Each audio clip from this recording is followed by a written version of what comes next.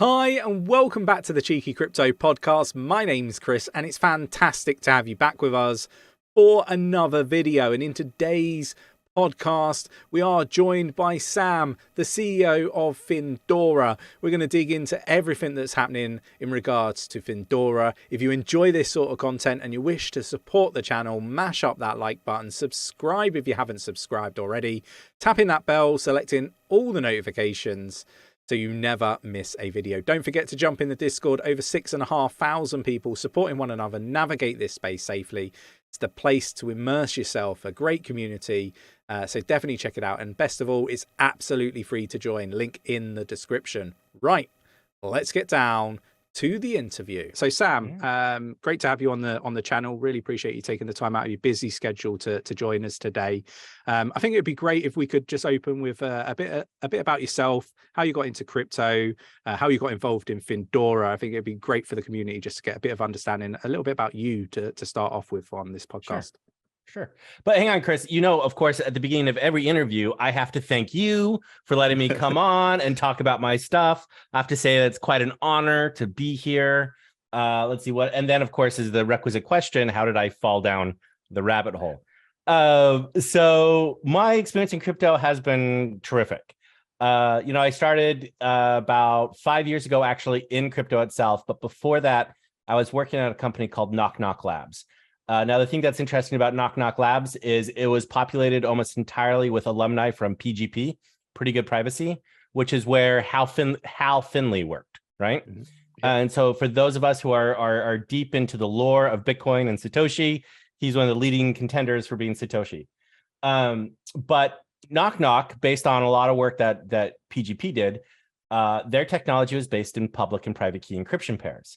And so that was my opening into the whole blockchain space. So I participated in my first ICO, which at the time was totally okay. Things may have changed, but that was for Civic. That had to do, at the time, it was really focused on more of a decentralized identity conception. And from Civic, then I also found out about Tezos, which I also participated in. And then I got very involved in the Tezos community, which was really exciting. So my first real job when I left 𝗕𝗓𝗪𝗓𝗪 was actually to get the Tezos Commons stood up and operational, which was their marketing and communication and community arm at the very, very early days of Tezos, very, very early. In fact, I was in Paris working like a crazy man when the Tezos BetaNet and mainnet launched with the Tezos team. It was a really, really exciting time, really, really busy. And then I just continued to follow that path. You know, I started with Tezos, which was, I was very interested in the technology. But then as I realized, just like almost any other ecosystem, you kind of need to have a population. You kind of need to have some energy existing to really make it flourish. At Tezos, we ran into a huge problem of no one knew the smart contract language. And so I was like, okay, maybe I need to go somewhere else. Maybe I need to take a look at this Ethereum thing that people keep on talking about. So that's when I got involved in the Ethereum ecosystem and went to Thundercore, and then, you know, spent some time with a great group there. And eventually I ended up at Harmony, which was exciting. And we did a lot of really amazing things at Harmony.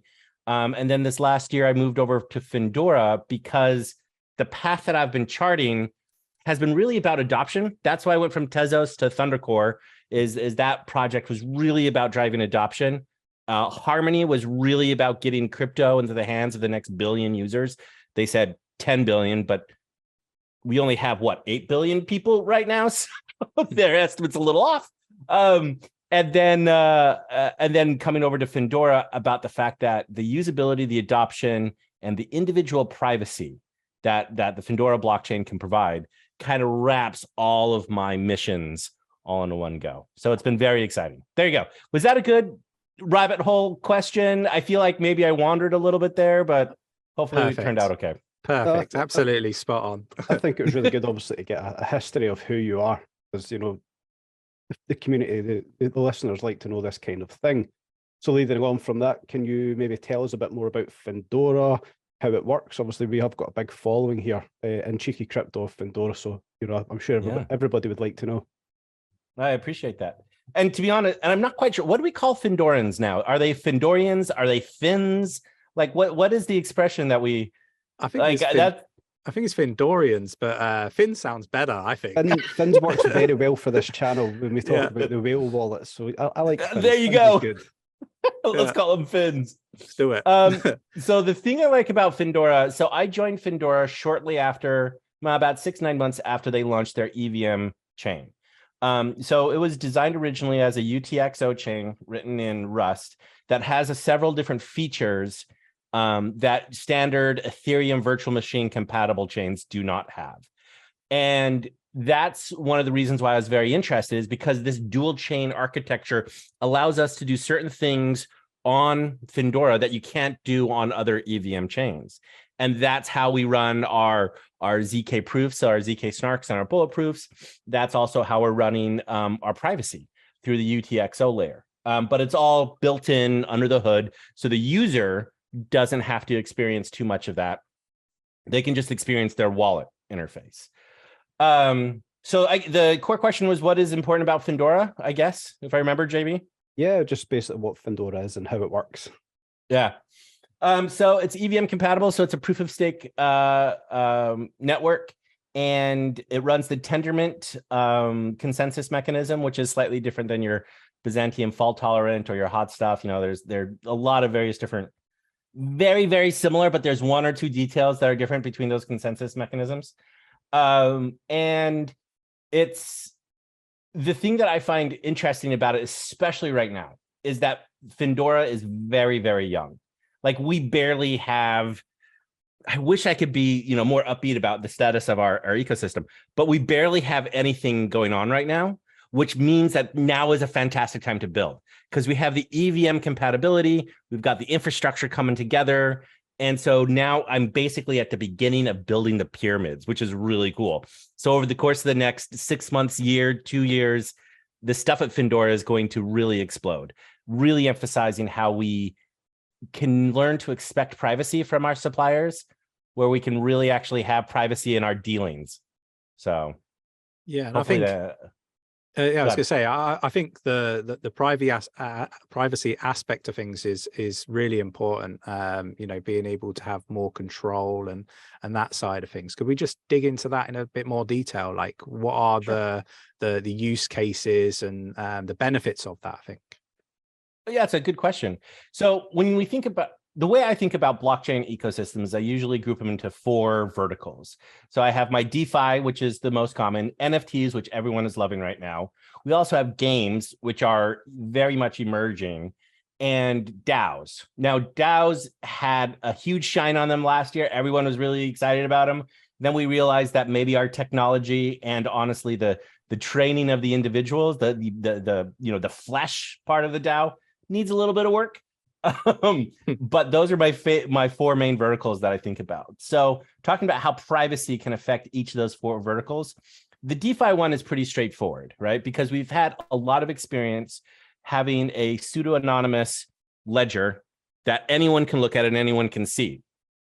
But we also have a lot of experience with a private kind of, interface that I use, for example, at Standard Chartered or at Chase or at any of bank of my choice. And what happens is that I'll open up my Chase bank and I can see my wallet, my account with all of my money and all my transactions in there. But Chris, I can't see yours. And that's actually a good thing. That being said, right now, I could see if I sent you one transaction, I could be able to find your wallet and then break down all the various different transactions that you've received and gone out, and I would know your financial history, your financial life, which, I mean, maybe you're okay with that, but at the end of the day, that's your decision. That's not my decision to create this relationship with you that you don't want, right? Yeah, exactly. And so that is a really important thing about privacy and DeFi. Privacy in NFTs is slightly different. But if you think about it, as we start down the NFT path, we started with copyrights of images, right? So these are your Bored Apes. At its core, NFTs really are liquid intellectual property. And by that, I mean that I can buy, sell, and trade within 24 hours a license to a piece of art or maybe even to a patent, or maybe even to a revenue stream of some sort.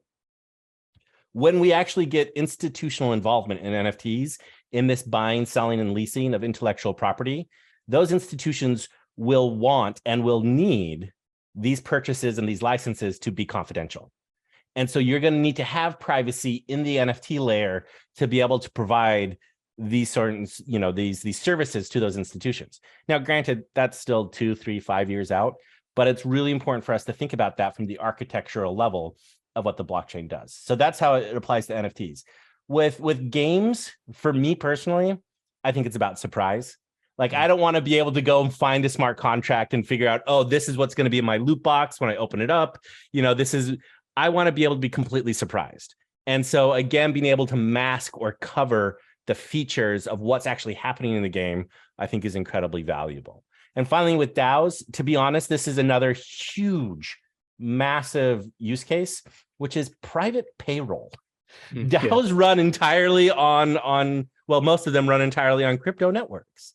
And so being able to do your payroll out to your DAOs, everybody will see what everybody else is making, which on one hand is okay. But the thing is you need to have the choice, right? The DAO and the individuals in the DAO need to be able to decide, are they going to do their payroll in public or are they going to do it in private? And that's what we provide. It's not forcing you to be private. It's the fact that we give these organizations the opportunity to have privacy. Yeah, and that's a very powerful element to blockchain. I think it's something that needs to be tapped into for sure. Yeah, definitely. The freedom of choice there, I think, is key. It's good. So we'll move on a little bit here. We'll maybe talk about Findora's history, maybe over the past 12 months as a project. What's possibly the biggest achievement there? And then for you personally, obviously, you've only been there for 9 months. So yourself over 9 months, Findora over the last 12 months, the biggest achievements? Biggest achievements. So I'm sad that you limited it to 12 months, because it's like 14 months back is when we launched our EVM staking, like our EVM, not staking, but EVM compatible chain. And that is a huge accomplishment. And so everything since that time has really all been about bringing all of the infrastructure online so that people can actually build and interact and develop projects on Findora. So after the EVM compatibility came online, we've also had the band protocol, which is pretty recent, which is an oracle, which is great. We integrated a graph index, which is also fantastic. We have a multi-sig wallet, which is another vital key component. And we're building out all of these SDKs, and we're building out all of this infrastructure fundamentally. I was trying to find a better word for infrastructure, but infrastructure is not super sexy, but it's required. So this may not be a very sexy year for Findora, but it is an incredibly valuable year. Now, one of the other things that we did do tail end of the year last year was we did some restaffing, and that's when I came on, right? And that is actually really, really important, because it signaled a change between being focused on a build and ship organization and community to a, hey, let's take this to the next level. The technology's there, the infrastructure's there. Now it's time to blow the doors off of it when it comes to bringing in new open source developers to build new products that launch on our open platform. Yeah, and I think on that note, just to segue from the set questions, galvanize. That's okay. We'll edit it in post. yeah, exactly. To galvanize that and get that one over the line. How do you plan to do that? That's a good question, because it requires, this is the retail politics side of blockchain. We have to be out there talking to, engaging in, and competing with the other projects in the EVM space. We don't have the sort of money that some of these other projects have. We don't have the sort of money that Polygon has. We don't have, the like Avalanche and Solana, but Solana's having their issues. But the point is when we go out there, we have to have presence at hackathons. And so, for example, we're going to be at ETH Denver here in 2 weeks, 3 weeks, as this is being recorded. That may be, ETH Denver may be way in the past by the time this is actually launched. But also ETH Denver, then we have ETH Global hackathons. We have hackathons that we're doing with Encode Club, possibly Dora Hacks, possibly even, we're talking to Gitcoin to possibly do just some smaller individual hacks. But that's really what it is. We publish, we talk about, we provide good bounties and good incentives for hackers and open source developers to come and explore what we do. Fortunately, as far as all the technical components of Findora, we're right there with the rest of them, as far as our transaction speed, block finality, and block size, and all those details. And then we're able to add on top of that the privacy features as well. So it gives us a little bit of an edge over some of the others. Yeah, and I think what I've seen from sort of monitoring the development of the project, it is super early, and we've been communicating that with our community, because that's really important. But obviously, with that comes potentially good returns, in my opinion. Getting in early at the ground level is always something that is beneficial when we're making investments. But we've seen a lot of growth with community is one of the things that was a big standout for me. So it seems like everything's going in the right direction from an adoption and community sort of side of things. But what's on the roadmap moving forward? Because I think that's, again, something that a lot of people should be monitoring, looking at, and be excited about, right? No, the roadmap is exciting. The thing about the roadmap, so as we're recording, we're about halfway through Q1. And the thing I like about where we are in our roadmap right now is out of, let's see, 6, 9, 10-ish items for Q1, more than half of those are completed. And that makes me happy because it shows that we're shipping. It shows that we're hitting our milestones. It shows that the stuff that we're projecting is actually has some sort of concrete evidence that it's going to happen. And this is what I like about our roadmap is it's very, very heavily weighted towards the near future, and it's very, very light on what's happening in kind of Q3 and Q4 of this year. And that's specifically the reason why. We don't want to announce and project something so far out that it totally slip. So a couple of things that I'm very excited. The number one thing I'm the most excited about is something called triple masking. That's the term we're using internally. We need to brand that and make it cooler, like, privacy mask, the cowl of Batman sort of a thing. But that's a horrible name. Don't call it that. But the takeaway is this is going to allow us to have, with triple masking and then with the view key and auditability, that's the complete tool set.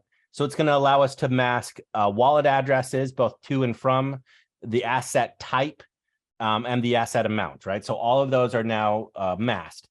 And then when the view key releases, that'll allow us to say, okay, let's send this confidential ledger to my accountant to make sure I'm compliant. Or let's say I get audited by the IRS, or let's say the SEC comes after me for something. I don't know why they would, but like, I don't do anything that they would be concerned about. But the idea here is finally we can do auditing of a private and confidential ledger.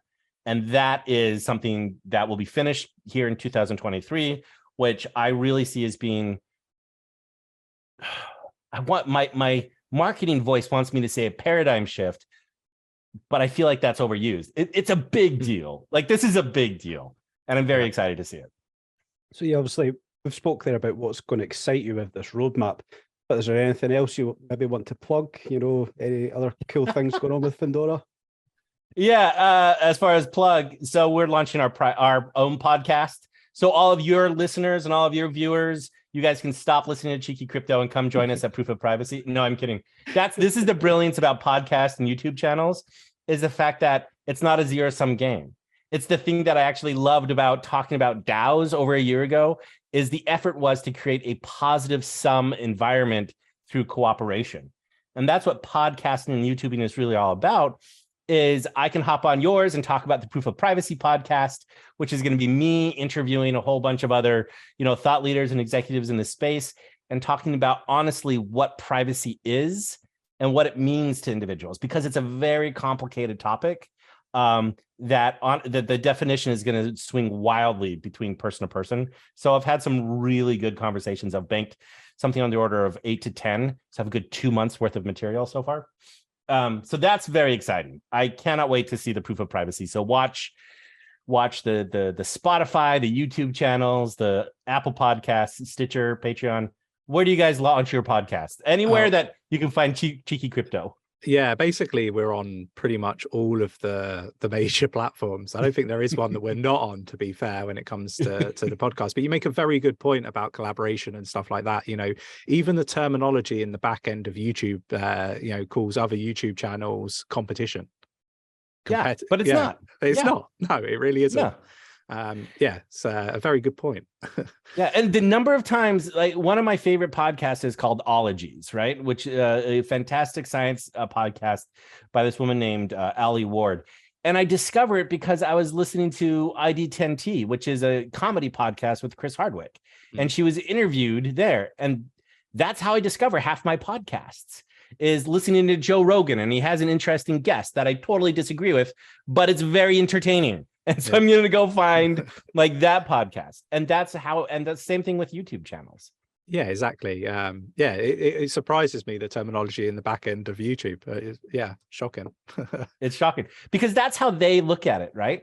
And this is one of the big differences that I love about the crypto and the Web3. Are we still allowed to call it Web3?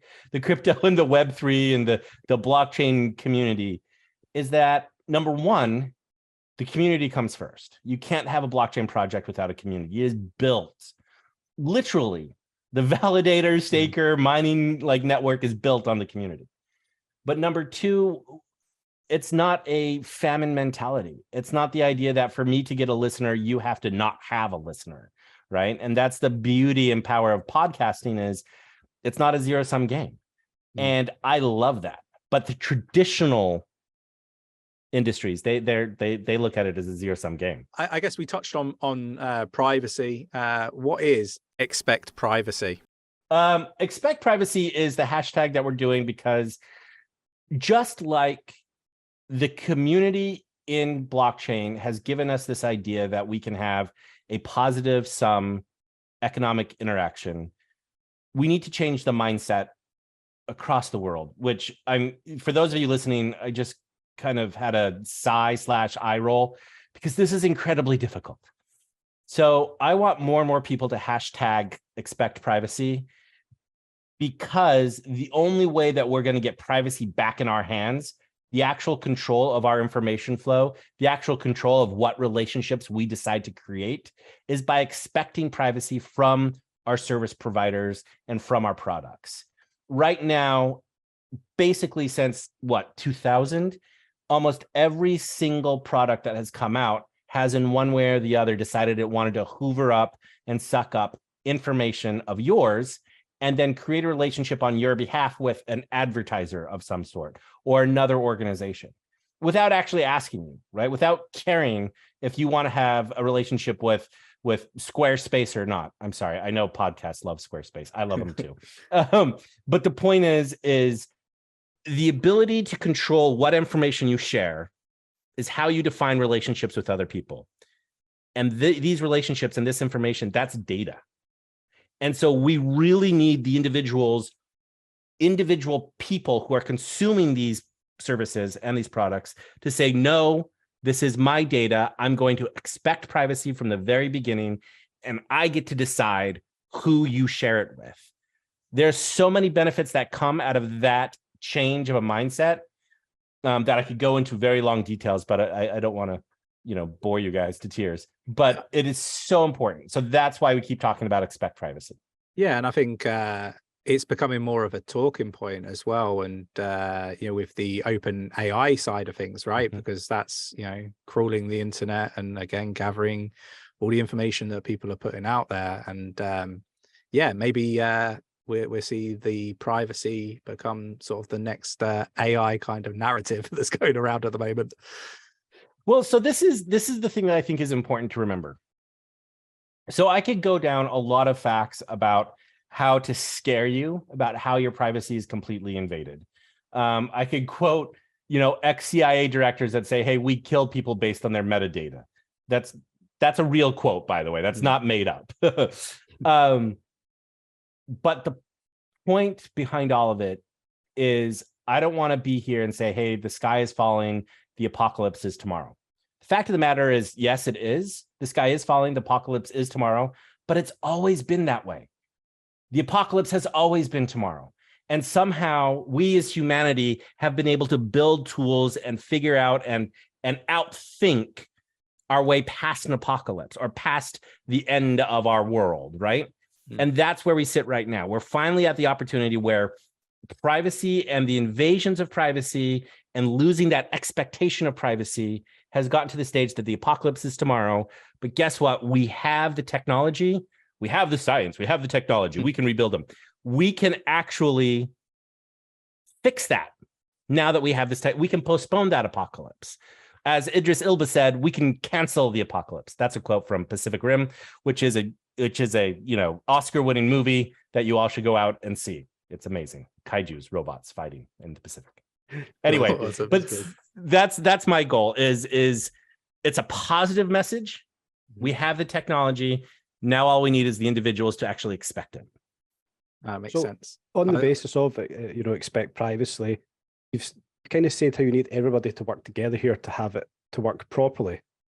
So, just to help me out a little bit here, once this starts happening, what happens next with expect privacy? Well, as everyone starts to expect privacy, what we realize is that it's a question of individual responsibility. And that's the reason why we gave up our privacy in the first place, was because of convenience, right?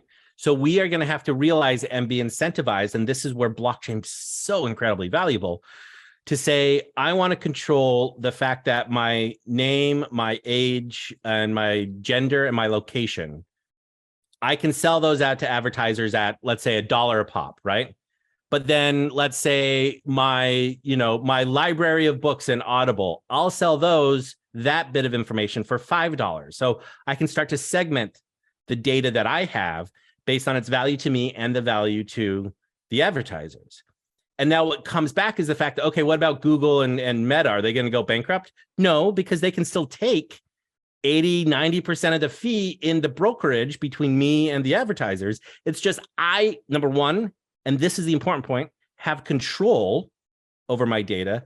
And number two, I get paid for it. There is an exchange. There's a medium of exchange that happens. And so as we start to expect privacy, blockchain technology is going to start inserting itself into the various different products and services that we use totally behind the scenes. We're not even going to know what's happening. But that technology is the fundamental to be able to give you, me, all of your listeners, the actual control over our data, our digital assets, because we own them and we should own them. And that's what'll happen. Now, we'll have a variety of different people, some people who just set it on default, right? And for convenience purposes, they don't really care. But you're going to have other people who want to go into a granular level of how they're selling and how they're licensing out their digital assets and their digital data. And that's excellent. That's what I want to see. I want to see us all walking around. We walk around with more computing power in our pocket than it took us to get to the moon in the first place.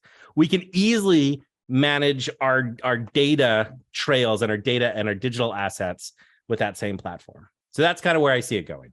I think one thing that I would encourage viewers to do is go look at like how much value worth of data like you're giving away, right? Like, yeah. I mean, it's monstrously high for certain individuals. So yeah, I think there's huge value there, and awareness is probably the biggest thing to sort of or hurdle to overcome, I feel. Yeah. I think there's a really interesting narrative that could eventually come out, which is, why would we need something like universal basic income when we can monetize our personal data that can create a universal income stream without having to rely on charity or wealth redistribution or anything like that? Mm-hmm. Like, if I'm just walking around with my phone doing the same thing I do every day anyway, but now I'm suddenly making, $50 a day or $150 a day or however much it is because advertisers are paying me for that data, I see this as a win-win, as long as I'm in control, right? I need to be the one that's in control of my data. So I think it's a very, very powerful evolution. Not saying we're going to win that fight, by the way. That could still be very much pie in the sky. That could still be very much, a utopian dream. But it's one that I'm willing to fight for. Yeah, definitely. And I think it's valid cause to try to conquer, right? Can you talk us through the grant program? I think there'll be a lot of people in our community that would be interested in that for sure. Yeah. So the first thing I have to make sure that I flag, because I've run into this a couple of different times before running grant programs, is a grant program is not mean that we are a venture capital firm. We are not a piggy bank. We are not the payroll department for somebody's startup. A grant is to help take the rough edge off of deploying a new product, right? It lowers your risk assessment just a little bit, because you have a little bit of known in that sea of unknown that startups usually run into. So we're focused on, of course, 3 of those 4 verticals that we heard before, DeFi, NFTs, and not DAOs, gaming. Sorry, brain fart. But yeah, DeFi, NFTs, and gaming. And what we've decided to do with the Findora grant program is there's a rolling acceptance, right? So people right now, applications are available, Findora.com/grants. And then what that does is it comes into our team and we review it on a weekly basis. A couple of my team members, we go through the initial review and then we push it over to kind of the technical and business review, and that happens the next day. And then if they're technical or business deep dive questions, that happens, the 3rd day, which is usually Thursday. And then we respond to everybody on Fridays. That does not mean if you get a response from us, that doesn't mean that you're going to get a grant. It just means that we are looking deeper into what happens. So usually we'll communicate with all the grantee applicants every week. And once a quarter, this one's going to be in March, we'll announce the people who received the grants. The Findora Foundation, which is different than Discrete Labs, but Findora Foundation has dedicated $100 million to this particular grant program. That's not all going to go out the door this year, right? We're going to be very select. We're going to be very careful about making sure that those assets are deployed in the best way possible. I view that $100 million fund as the energy that we have to put into the system to create the flywheel that will perpetuate itself. The best case scenario is we use as little of that grant fund as possible. And most of it is actually happening from the community, their work, their energy that they're putting in, having that grow. So that's a $100 million grant fund. We talk about it on a weekly basis. We communicate on a weekly basis. We announce once a quarter. What other questions do you guys have about the grant program? How else can I flesh it out for you? I guess, how do people get involved? I mean, where do they go? I can obviously drop links down below in the body of the description and stuff, but it'd probably be good to kind of get an idea. Where do people go to apply? Is there anybody lined up that perhaps they could speak to find more before putting an application in, and stuff like that? Obviously, being really selective.